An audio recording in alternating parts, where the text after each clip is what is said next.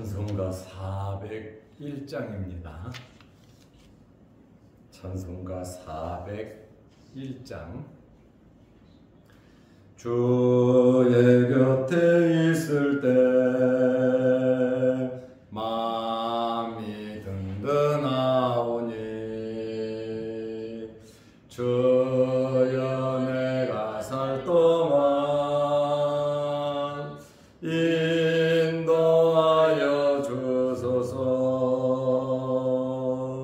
주여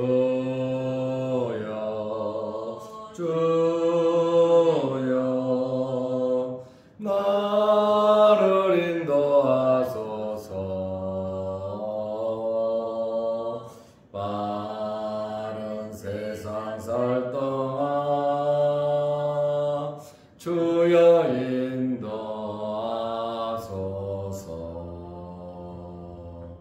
피난처인 예수여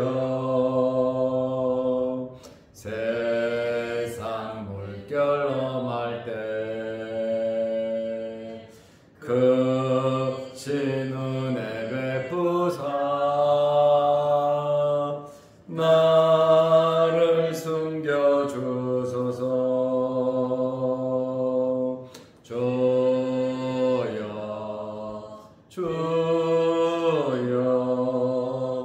나를 인도하소서. 빠른 세상 살 동안 주여 인도하소서.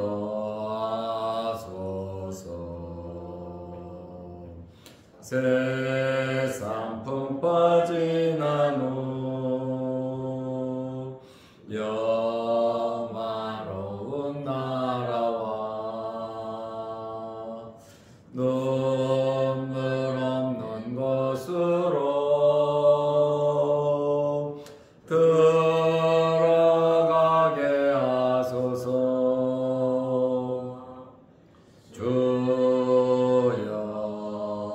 주여 나를 인도하소서. 빠른 세상 살 동안 주여 인도하소서.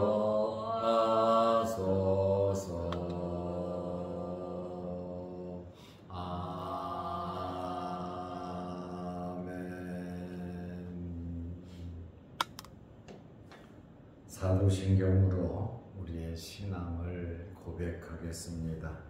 전능하사 천지를 만드신 하나님 아버지를 내가 믿사오며 그 외아들 우리 주 예수 그리스도를 믿사오니 이는 성령으로 잉태하사 동정녀 마리아에게 나시고 본디오 빌라도에게 고난을 받으사 십자가에 못 박혀 죽으시고 장사한 지 사흘 만에 죽은 자 가운데서 다시 살아나시며 하늘에 오르사 전능하신 하나님 우편에 앉아 계시다가 저리로서 산자와 죽은 자를 심판하러 오시리라.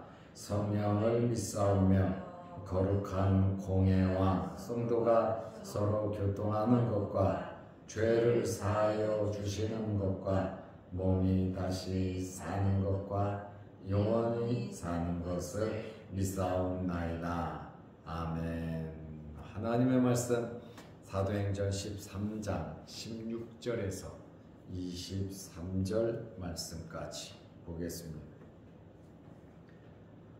바울이 일어나 손짓하며 말하되 이스라엘 사람들과 및 하나님을 경외하는 사람들아 들으라. 이 이스라엘의 백성의 하나님이 우리 조상들을 택하시고 애굽 땅에서 나그네된 그 백성을 높여 큰 권능으로 인도하여 내사 광야에서 약 40년간 그들의 소행을 참으시고 가나안 땅 7 족속을 멸하사 그 땅을 기업으로 주시기까지 약 450년간이라. 그 후에 선지자 사무엘 때까지 사사를 주셨더니 그 후에 그들이 왕을 구하거늘 하나님이 베냐민 지파 사람 기스의 아들 사울을 40년간 주셨다가 패하시고 다윗을 왕으로 세우시고 증언하여 이르시되 내가 이새의 아들 다윗을 만나니 내 마음에 맞는 사람이라 내 뜻을 다 이루리라 하시더니 하나님이 약속하신 대로 이 사람의 후손에서 이스라엘을 위하여 구주를 세우셨으니 곧 예수라. 아멘. 23절 말씀까지 보았습니다. 오늘 새벽 한 1시 반, 2시부터 비가 천둥, 번개 비가 얼마나 쏟아지는지 참 많이 왔습니다. 교회는 별 큰 어려움은 없고 지하실도 펌프가 열일을 하고 있습니다. 10분마다 물을 채워서 끌어내는데 아주 펌프가 열일을 하고 있습니다.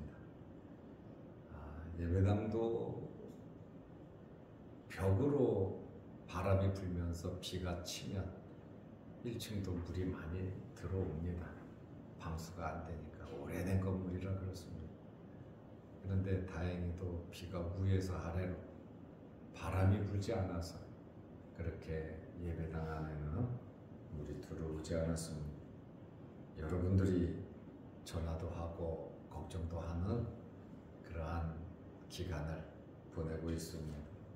어쨌든 안전하게 국가적으로도 또 교회적으로도 지내기를 기도 많이 해 주시기를 바랍니다.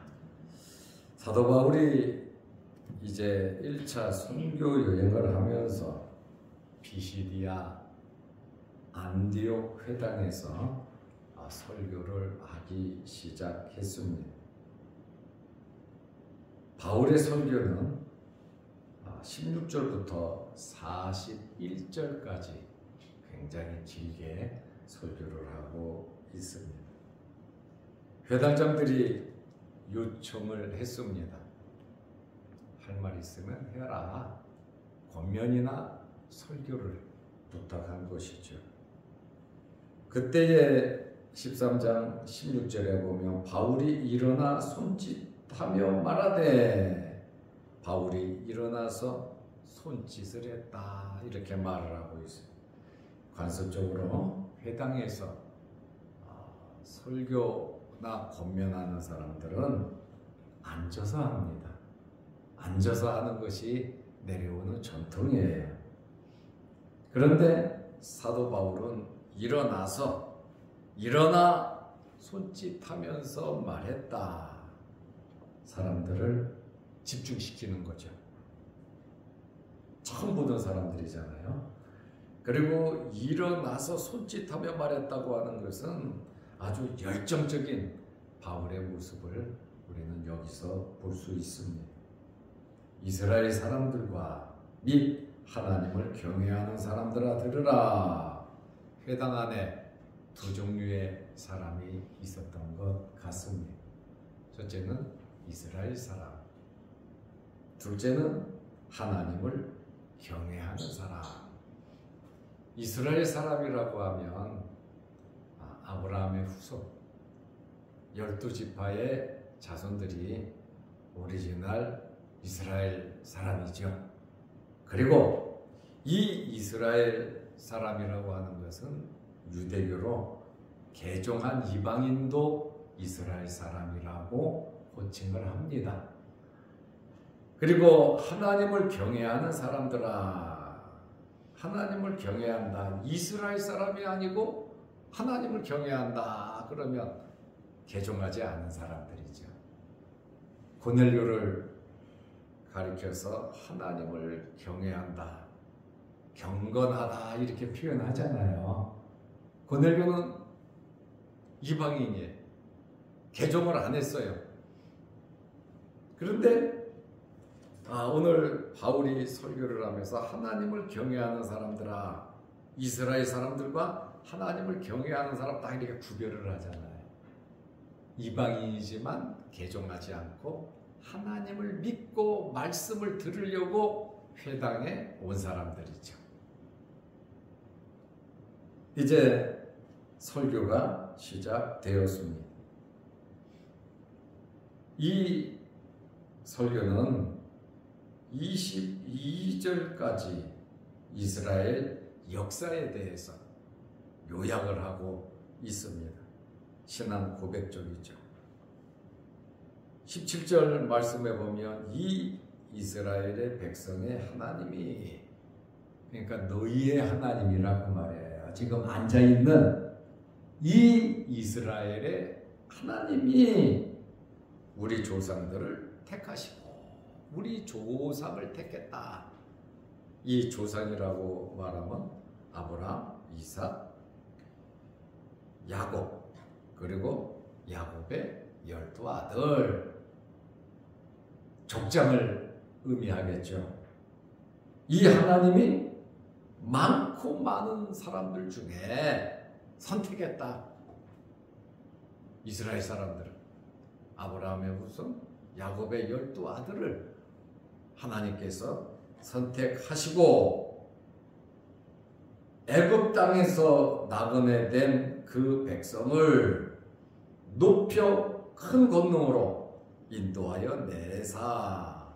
하나님께서 이제 이스라엘 사람들을 출애굽시킨 사건을 이야기합니다. 이스라엘 사람들이 다 알고 있잖아요. 그러니까 역사적인 이야기를 하니까 관심을 갖지요. 애굽의 압자에서 430년간 고통을 받았는데 택한 조상들을 하나님께서 구원하셨는데 나그네된 그 백성을, 바로 이스라엘 사람들이잖아요. 나그네된 그 백성을 높여 큰 권능으로 인도하여 내사. 10가지 재앙을 내리신 이 하나님께서 대단한 하나님이시다 그 말이에요. 애굽에서 430년 만에 누가 내주겠냐 이거예요. 그러나 하나님의 큰 권능으로 이스라엘 백성들을 구원하셨다. 그리고 18절 말씀해 보면 광야에서 약 40년간 그들의 소행을 참으시고, 광야 40년을 말하고 있습니다. 하나님께서 40년간 이스라엘 사람과 관계를 맺고 있는데 구원시켜 주신 큰 권능으로 구원하신 하나님인데, 그 백성들이, 하나님께서 구원한 그 백성들이 많은 죄악을 범하고 원망하고 불평하고, 이러한 40년 동안 원망 불평하는 하나님의 백성들에 대해서 참으셨다. 여기서 하나님은 자기 백성들에 대해서 엄청나게 참으시는, 왜냐하면 하나님의 뜻이 있고 계획이 있잖아요. 하나님께서 선택하셨는데 그냥 죽여버리시면 하나님은 무자비한 하나님이 돼버리지 않겠습니까? 생각도 없는 하나님이 돼버리잖아요. 왜 선택해갖고 왜 죽이냐 그 말이에요. 큰 권능으로 하나님께서 그들을 끌어냈는데 그들은 감사하지도 않고 일만 있으면 40년 동안 하나님께 칼집을 꽂는, 하나님을 믿지 않는, 신뢰하지 않는 그러한 행위를 했단 말이에요. 이스라엘 사람들이, 하나님이 택한 그 백성들이 구원해 줬음에도 불구하고 하나님께서 그 소행을 참으셨다. 그리고 19절에 보면 가나안 땅 7 족속을 멸하사, 그런데 가나안 땅에 살던 7 족속은 하나님께서 이런 지하에 멸하셨고, 뭐라고 명령을 하셨냐면 한 사람도 남겨놓지 말고 다 죽이라 그랬습니다. 그들을 며느리도 삼지 말고 사위로도 삼지 말고 그들을 전부 다 죽여라. 어떻게 보면 하나님은 또 굉장히 잔인한 하나님으로 보여지기도 합니다. 성경을 어설프게 보면 야, 하나님은 왜 이렇게 차별을 하냐, 사람을 자기가 만들어 놓고.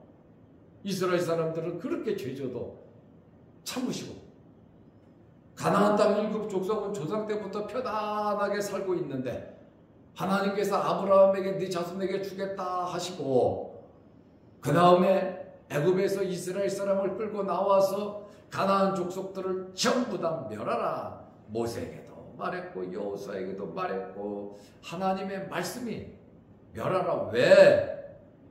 너네들이 죄를 범하여 우상을 섬기고 내 마음이 나를 떠날까 한다 그 말. 그렇지 않으면 이스라엘 사람도 멸망해야 되니 그들을 완전히 다 제거하라고 말씀하셨어요. 이스라엘 사람들 권능을 베풀면서 그들의 각행은 다 참으시면서 가나안 땅에서 말없이 얌전하게 살아가는 그 족속들은 전부 다 죽이라. 하나님께서 멸하셨다. 이렇게 말을 하고 있습니다. 과연 우리는 하나님을 참으시게 하는 자들인지 하나님께서 멸해야 하는 자들인지. 그러나 택함을 받은 우리들은 하나님께서 끝없이 참으시는 것을 우리는 알아야 합니다. 그 땅을 기업으로 주시기까지 약 450년간이라. 그 후에 선지자 사무엘 때까지 사사를 주셨더니 이제 가나안을 정복하고 사사 시대가 이어졌잖아요. 지금 바울이 비시디아 안디옥 회당에서 역사적인 이야기를 쭉 아주 짧게 요약해서 이야기를 합니다. 그리고 21절에 그 후에 그들이 왕을 구하거든. 하나님께서 원치 않는 일을 그렇게 해요. 이스라엘 사람들이 계속해서 한단 말이에요. 하나님은 절대 원치 않았어요. 그런데 이스라엘 백성들은 절대 원해서요. 하나님이 원하시는 것은 제사장의 나라입니다. 하나님께서 직접 통치하시는 그런 나라를 하나님께서 원하시는데 세상 사람들의 그 왕의 화려함을 보고 이스라엘 사람들이 왕을 구하니까 하나님께서 베냐민 지파 사람 기스의 아들 사울을 40년간 주셨다가 22절에 패하시고 40년 동안 기회를 주었는데 처음에는 겸손하게 하는 것 같더니만 그냥 변해버렸잖아요. 하나님께서 패하시고 사울의 죽음과 다윗의 등극을 하나님께서 직접 개입하셨다는 것을 우리는 압니다. 우리의 모든 삶을 하나님께서 개입하고 계심을 우리는 알아야 합니다. 내가 알든지 모르든지 내가 감사하든지 감사하지 않든지 하나님께서는 우리의 삶에 직접 개입하고 계시는 하나님이십니다. 광야에서 그렇게 못되게 굴더니 애굽에서 나온 20세 이상은 전부 다 광야에서 죽었잖아요. 순종했다면 7일에서 10일이면 가나안 땅에 들어가는 이스라엘 자손들인데 원망 불평하다가 하나님의 능력을 믿지 못하다가 결국에는 20세 이상 여호수아와 갈렙 빼놓고 전부 다 광야 모래밭에 묻히고 말았다는 거예요. 하나님의 백성이라 할지라도 하나님은 구루터기를 남겨놓으시고 하나님은 그대로 또 행한 대로 심판하시는 하나님이신 것을 우리는 알아야 합니다. 하나님께서 그들의 소행을 무조건 참기만 하셨느냐? 절대로 참기만 하시진 않았잖아요. 좋은 쪽으로, 시간이 지나면서 좋은 쪽으로 이끌어 가신 것을 우리는 알 수 있습니다. 징계가 나쁘냐? 징계는 나쁜 것이 아닙니다. 둘째 아들이 그렇게 고통당하니까 아버지가 생각나고 아버지한테 돌아오잖아요. 그러고 나니 모든 것이 회복되잖아요. 그러니 하나님의 그 마음, 그러나 가나안 족속들은 가차없다. 왜? 이스라엘 사람 내 백성들을 죽이는 자들이니까 결국에는 나라를 망하게 하고 백성을 죽이게 하는, 하나님을 떠나게 하는 원인이기 때문에 하나님께서 그들은 멸하셨다. 가차없이 멸하신 것을 우리는 알 수 있습니다. 하나님의 백성이라고 무조건 하나님이 사랑하고 참고 인내하시는 것은 아니에요. 교육하고 훈련시켜서 하나님을 더 깊게 알아가도록 만드시는 분인데, 아픔과 고통을 느끼지 않으면 모르잖아요. 사사시대도 그랬잖아요. 350년간 그짓 했잖아요. 하나님께서 너무나 우리를 잘 아시고 계십니다. 그러니 우리는 먼저 하나님을 잘 알아야 하나님을 잘 믿을 수 있는 겁니다. 이러한 말씀을 보면서 우리는 하나님을 알아가는 일에 힘을 써야 하는 거예요. 지금 바울이 설교를 하면서 역사적인 이야기를 왜 합니까? 역사적인 이런 이야기를 하는 목적이 있어요. 설교를 하면서 왜 역사 이야기를 하고 있냐 이 말이에요. 다윗을 왕으로 세우시고 증언하여 이르시되 내가 이새의 아들 다윗을 만나니 내 마음에 맞는 사람이라. 내 마음에 맞는단 말이에요. 다윗이 마음에 맞아도 다윗이 죄를 짓잖아요. 그러니 하나님께서 내 마음에 맞지만 성전 건축은 너는 안 돼 하고 싶어도 하나님께서 막으시잖아요.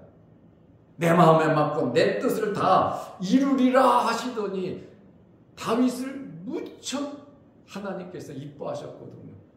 그러나 그도 엄청난 죄를 범했고 또 수도 없이 많은 사람들을 죽여서 나라를 세워야 하는 그러한 일을 했으니 너는 내 전을 건축할 수 없다. 하나님은 정확하신 분이에요. 편애하면서 내가 너 좋아하니까 너 계속 봐줄게. 괜찮아 도닥도닥 해주시는 분이 아니에요. 너무나도 정확한 분이 하나님이십니다. 그리고 이제 23절 말씀에 보면 바울이 왜 지금 이러한 오랜 역사적인 이야기를 초두로 꺼냈는가? 도대체 무엇 때문에 이 이야기를 꺼냈는가? 무엇인가? 백성들에게, 앉아있는 사람들에게 그 당시에 비스디아 안디옥은 그냥 터키의 촌동네가 아니에요. 어마어마한 지식인들이 모여있는 그러한 곳이기 때문에 헬라 문화의 영향, 로마의 지배 아래에 있었습니다. 그러다 보니까 바울은 로마 시민권도 있고 헬라 문화를 다 배우고 답습한 사람이에요. 조금 더 끌리지 않습니다. 이 바울이 앞장서서 일을 할 수밖에 없었던 그러한 배경을 우리는 알 수 있습니다. 왜? 준비된 사람이기 때문에 그렇습니다. 하나님이 약속하신 대로 내 뜻을 다 이루리라고 한 그 약속, 사무엘하 7장입니다. 다윗의 언약이에요. 하나님이 다윗과 언약을 맺었다. 하나님께서 내 마음에 맞는 사람이라 내 뜻을 전부 다 이룰 것이다. 하나님의 뜻이 무엇인가? 하나님의 뜻은 하나님의 택한 백성들이 모두 구원받는 것 아닙니까? 이 구원, 이 구속사를 위해서 다윗을 선택했고 다윗과 하나님께서 언약을 맺으셨는데 이 약속대로 하나님이 다윗과 맺은 그 약속대로 이 사람의 후손에서 이스라엘을 위하여 구주를 세우셨으니 곧 예수라. 자, 역사적인 이야기를 쫙 하면서 그 중심에 누구냐? 예수 그리스도를 소개한단 말이죠. 이것이 바울 설교의 핵심입니다. 목사의 설교의 핵심이 되어야 하고 교인들의 삶의 핵심이 되어야 하는 것이 바로 예수 그리스도입니다. 예수다. 곧 예수라. 다윗에게 약속한 것이 예수 그리스도를 통한 약속의 성취를 말하고 있습니다. 이스라엘 전체의 이 하나님의 창조와 모든 사역은 예수 그리스도 구원 사역에 맞추어져 있다라는 그러한 말씀입니다. 그러므로 성경을 보면서 바울은 정확하게 예수 그리스도를 보았어요.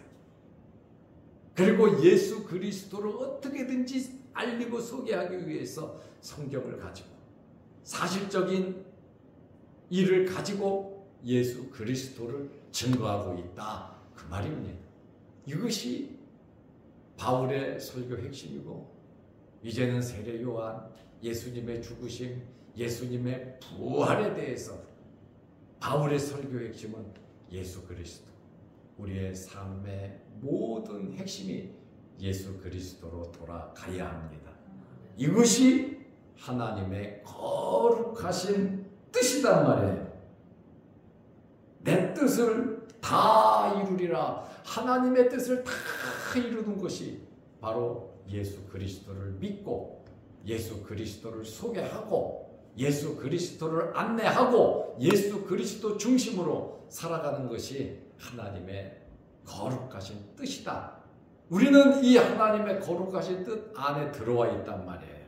얼마나 감사한 일입니까?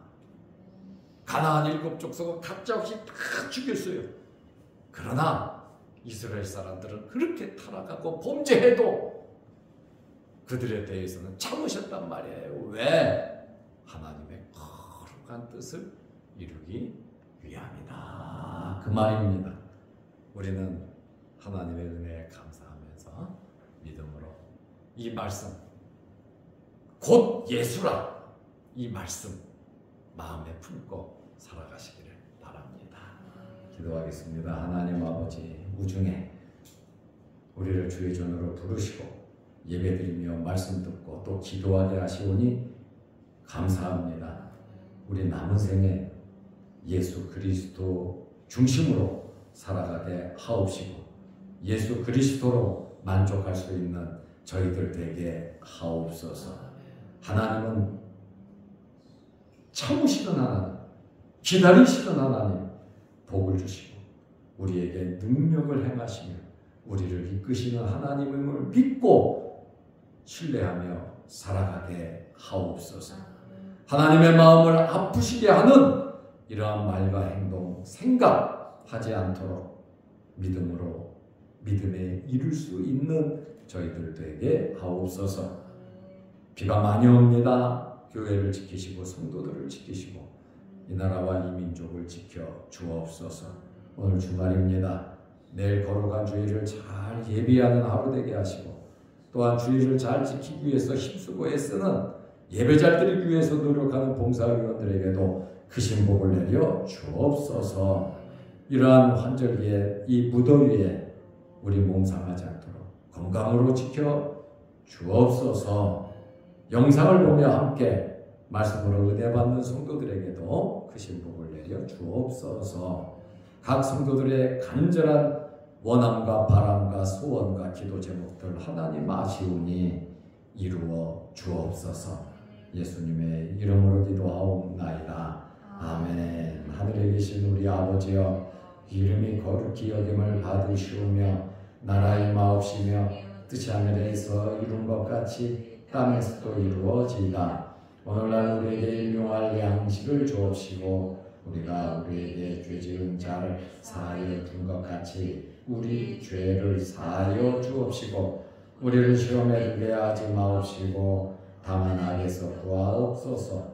대개의 나라와 권세와 영광의 아버지께 영원히 있사옵나이다. 아멘. 자유롭게 기도하시기 바랍니다.